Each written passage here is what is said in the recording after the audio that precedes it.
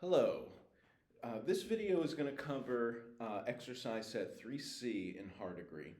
So in the previous exercises, you learned how to use truth tables to determine if one proposition logically implies another. Okay, and there's other dimensions we learned in that section as well. Now we're going to apply that skill and use truth tables to assess the validity of arguments. Okay, let's take one of our initial definitions of a valid argument. A valid argument is an argument, let's take this definition, where it's not possible for the premises to be true and the conclusion false. That is not possible in a valid argument. Okay, so translating that to truth tables, any invalid argument,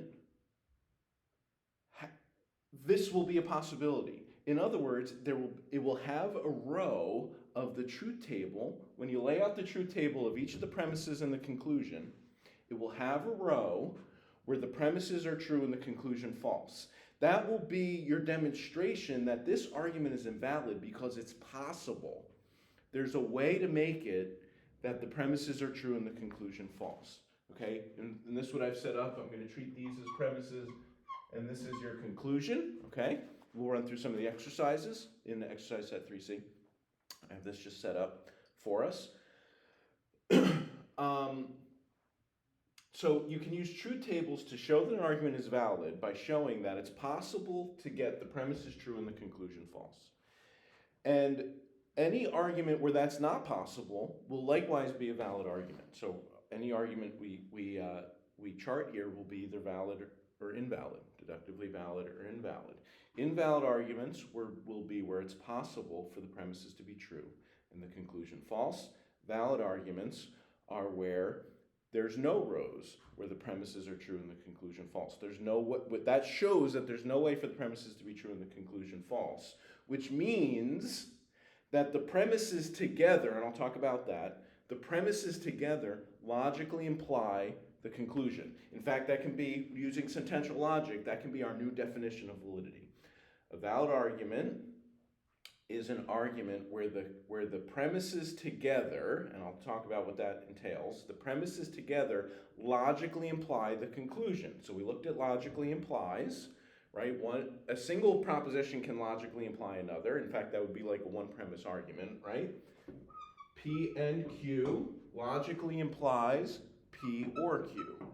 Whenever P and Q is true, right? Which if we do our truth table as usual, that's what we get. P or Q is also true. It's true in other scenarios, right? So P or Q is not only true when this is true, but whenever P and Q is true, P or Q is also true, which means that this logically implies this. Well, we're just expanding that concept. I've got no eraser in here. We're just expanding that concept and applying it now to multi-premise arguments. And our question is, what happens when all the premises are true?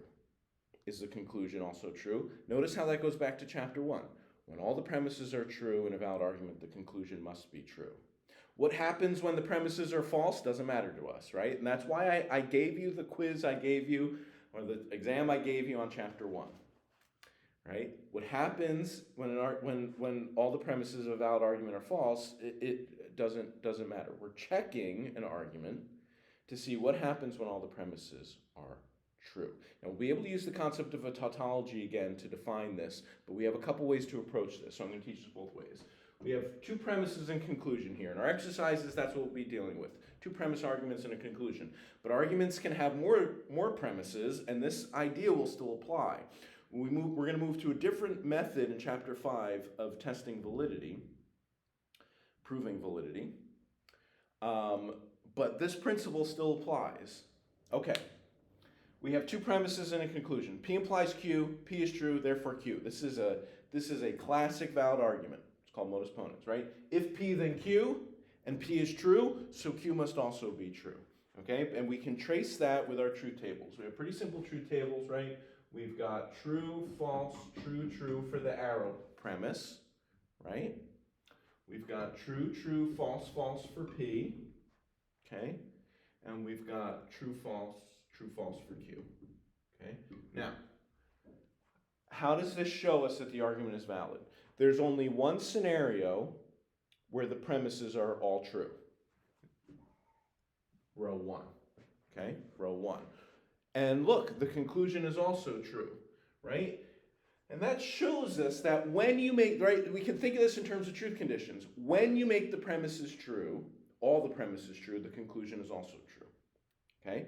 It's the same concept as logical implication, right? If A implies B, logically implies B, then when you make A true, B is also true. Not necessarily vice versa, right? But anytime A is true, B is true.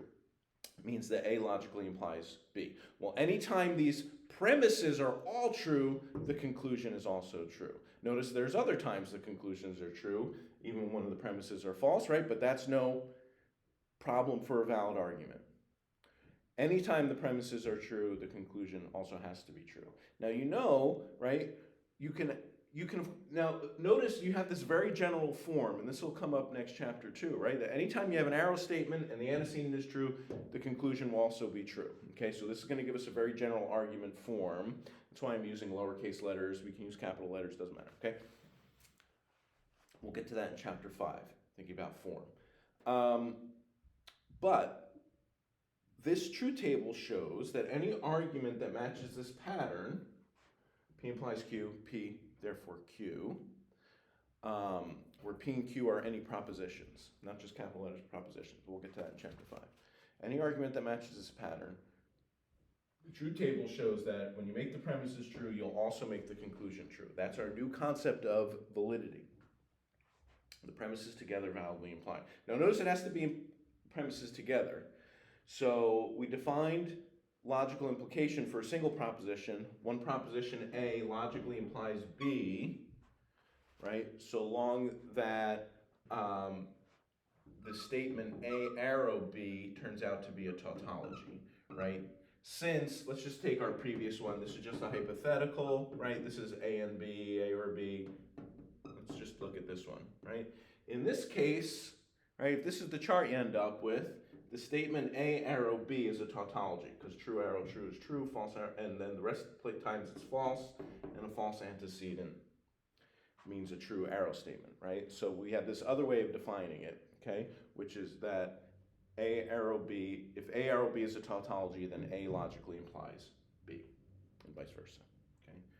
That's our definition of logically implies. Well, now we have that for the premises, right? You have, again, two methods. You can just test, like I did, test all the rows where the premises are all true. Is the conclusion also true? What this will mean, though, right, if we're looking for when all the premises are true. So for an argument is valid when the premises are all true imply, I'm just going to put a dot here, meaning you could have more than two premises, right? But when the premises are all true, the conclusion is also true, right? Which means the conjunction of the premises, arrow, conclusion will also be a tautology, right? Let's look at this case. The premises, let's look at when all the premises are true. Put an and in here. They're both true here, they're false here. And we'll stick an arrow here, right? We've got true, false, false, false. We got true. So this arrow statement is a tautology. Right? So, right, whenever all the premises are true, you'll get true here. And just to follow this example, right, we got false, false, false here, right? Here's the row where all the premises are true. In that row, the conclusion is also true. In this example, we got true, false, right? The conclusion is also true. So this arrow statement, we get true arrow true, which is true, false arrow false, which is true, false arrow true, which is true, false arrow false, which is true.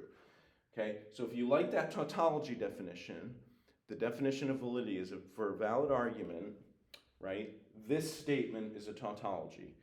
When the conjunction, when all the premises are true, so you stick an and between the premises. If you have more than two premises, you can do that. But you're looking at the conjunction of all the premises logically implies the conclusion, which means that this arrow statement, all the premises are true, implies that the conclusion is true, that statement's a tautology. And think of how we state an argument, right? If premise 1 and premise 2 are both true, then the conclusion is true. If all the premises are true, then the conclusion is true. If that statement is a tautology, right, much like our logically implies. So this method might help you. You can ignore it and the tautology definition of validity, and just remember that you just check any row, any and all rows where all the premises are true, okay, and see if the conclusion is also true. Check any and all rows where all the premises are true, that's just row 1 here, and see if the conclusion is also true. If it is, the argument is valid, right? If there's any row where the premises are all true but the conclusion is false, that's an invalid argument. Let's give an example. The easiest example is just swapping Q and P gives us a valid argument. Premise 1, P implies Q. Premise 2, Q is true, therefore P is true. No, this is a famous fallacy called affirming the consequent. Now, there might be scenarios where all these statements are true, but that doesn't make it valid. What makes it, this is invalid. And what makes it invalid is that we can show by showing there's a way in which all the premises can be true, but the conclusion false. Okay, we're going to get true, true, false, false now for the conclusion, and true, false for the premises. Now look at row. We have row 1's not a problem. Premises are all true, and the conclusion is also true. But row 3 is a problem. Row 3 is a problem. Now we have, notice, 2 rows where all the premises are true, and we have to check all those rows. So the premises are all true here, the conclusion is true. But in row 3, the premises are both true, but the conclusion is false. And this is precisely that scenario where, right, if Ann is here, then Bob is here. Bob is here. If you conclude that therefore Ann is here, you haven't understood the statements, right? If Ann is not here but Bob is, A implies B is still true. Bob is here, right, but Ann's not, okay? So that this row shows the fallacy of saying A implies B, B therefore A. P implies Q, Q therefore P. No, that's not what the arrow statement means. The arrow statement means that P implies Q. It doesn't say that Q implies P, right? So and now we have the chart method to show that this is invalid. In row 3, you have all true premises, but a false conclusion, okay? Which shows that this argument is invalid. All true premises, false conclusion. As long as that's there in any row, you have an invalid argument. Now, you may clearly relate this back to chapter 1. You may have forgotten some of that, but notice this all fits with what we said in chapter 1, right? An invalid argument isn't one that always has true premises and false conclusion. It's one where it's possible to have true premises and false conclusion. And now we've given that a more precise definition with these truth tables. There's a way to make the premises true and the conclusion false. Okay, that is possible because of the way the premises are arranged. Okay, so that's an invalid argument. Let's practice some of this, and I'll talk through these concepts as we're doing a few of these exercises. I think these are the first 2 exercises in Hardegree. I'll keep up this, right? This will be our basis. I think all the arguments are just P and Q arguments, so we'll keep this true, true, false, false for P, true, false for Q, okay? And then we're going to look at a variety of arguments. Again, apologies, forgot to grab an eraser today, but this will do. Okay. Look at some of these Hardegree arguments. Yes, these number 1 and number 2 I just went through. So let's just keep working through them. With just a few of these, we should get an idea of what you're looking for in these exercises. So number 3 is you have 2 premises. It's written like this. P implies Q, not Q, therefore not P. Okay, this line represents the conclusion. This line represents the conclusion. You'll see when I write these on homeworks and exams, I write them in numbered premise conclusion form. So I would put premise 1, P implies Q, premise 2 is not Q, and the conclusion, I might put the conclusion bar or mark it as a conclusion is not P. Okay? So this is how I would mark it. This is how it would be marked in Hardegree.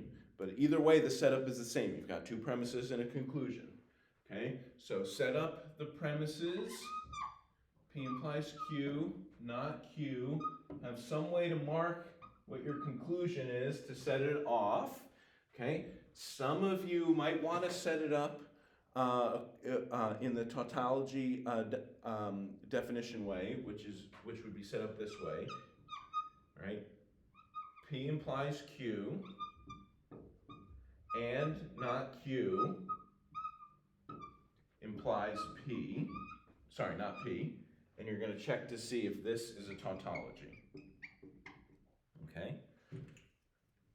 That's one way to set it up. Or you just distinguish your premises from your conclusion. Right? Again, for those of you who want to set it up this way, you'd have an and between here, and your main connector would be an arrow. You can think about that as we're setting it up this way. Okay, so for P implies Q, we get true, false, true, true. I'm going down the, you could do this row by row. For speed, I'm kind of setting up for each proposition. Not Q becomes false, true, false, true. And then not P is false, false, true, true.